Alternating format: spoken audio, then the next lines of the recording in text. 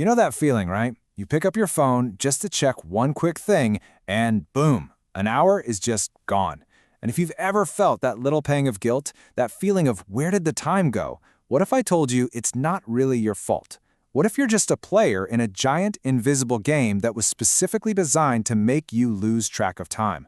Let's pull back the curtain on how this system was built, and more importantly, how it's working on you every single day.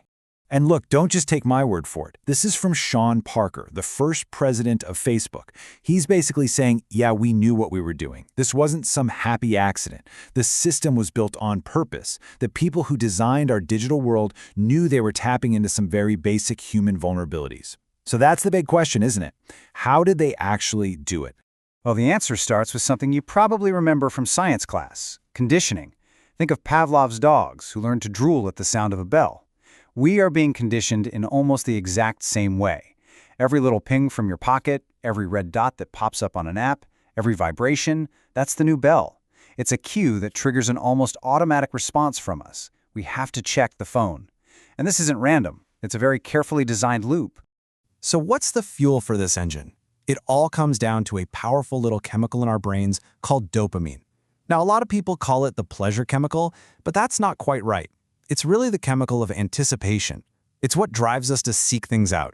And our phones? Well, they've become the most efficient dopamine delivery devices ever created. So how do these apps get our brains to crave that dopamine hit? They use a brilliant and honestly kind of scary trick called variable rewards.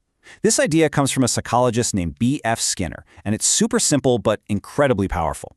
If you get a reward unpredictably, sometimes you get one, sometimes you don't, you'll repeat that behavior way more than if you got a reward every single time.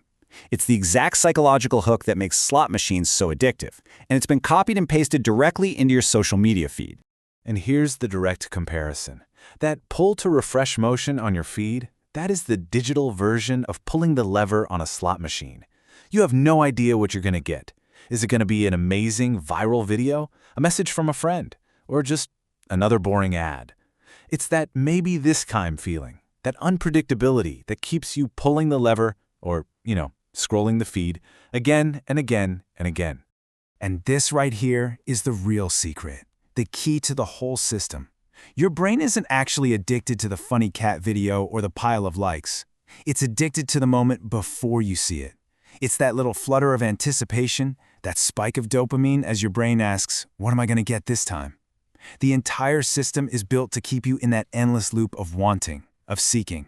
Okay, so let's move from the psychological theory to the real world. How do these ideas actually show up on your phone? Because this isn't just an abstract concept, it is literally written into the code of the apps you use every single day. All of these features are designed for one purpose: to eliminate any natural point where you might stop. Infinite scroll means you never reach the end of the page. Autoplay just rolls you right into the next video. And those little red notification badges, they create a sense of urgency, a psychological itch that you just have to scratch. In fact, the guy who invented infinite scroll, Ozzy Raskin, now says he deeply regrets it, estimating that it wastes the equivalent of 200,000 human lifetimes every single day. And the long-term impact of this is, well, it's pretty startling. This constant cycle of stimulation isn't just a brief experience. It can physically change the structure of our brains. Research shows that heavy use can shrink the part of your brain that handles impulse control, the prefrontal cortex. It basically overstimulates our reward centers and makes our emotional triggers way more sensitive. So in plain English, the more you use it, the harder it literally becomes to stop. So if this system is so powerful and so all-encompassing, why don't most of us really notice it's happening? The answer is because these platforms are experts at turning what starts as a conscious choice into an unconscious habit. And to get how they do that, we can look at a framework called the hook model. This four-step loop is basically the recipe for creating a habit. It all starts with a trigger. That could be a notification on your phone. That trigger leads to an action. You open the app.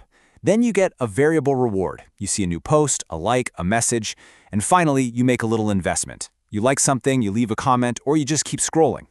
That small investment makes it more likely you'll get another trigger later, and the loop starts all over again, getting stronger each time. And here it is. This is the real endgame of the hook model. At first, you need that external buzz from your phone to pull you in. But after going through that loop enough times, the app gets tied to your internal feelings. Feeling bored, you open Instagram. Feeling a little lonely, you check Facebook. The trigger is no longer in your pocket, it's inside your own head. At that point, the habit is complete. The app has become your go-to solution for an emotional state. Which really brings us to the heart of it, doesn't it?